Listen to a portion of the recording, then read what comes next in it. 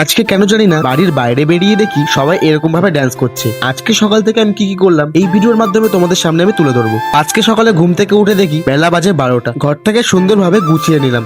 আর আমার আজকে মনে হচ্ছে বাড়িটা কেমন একটা ফাঁকা ফাঁকা লাগছে। বাইরে বেরিয়ে দেখলাম বাড়িতে সত্যি আজকে কেউ নেই। আজকে সকালের চাটাও মনে হয় খাওয়া হবে না।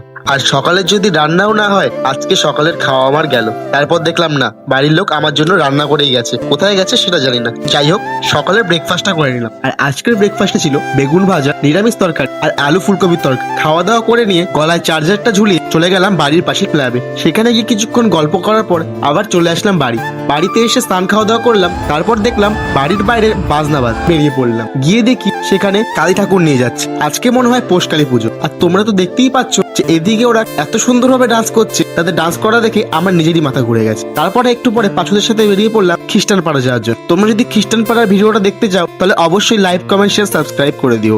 এবং যারা ভিডিওটা ফেসবুক পেজ থেকে দেখছো অবশ্যই ফলো করে দিও। দেখা হচ্ছে নেক্সট ভিডিওতে। টাটা।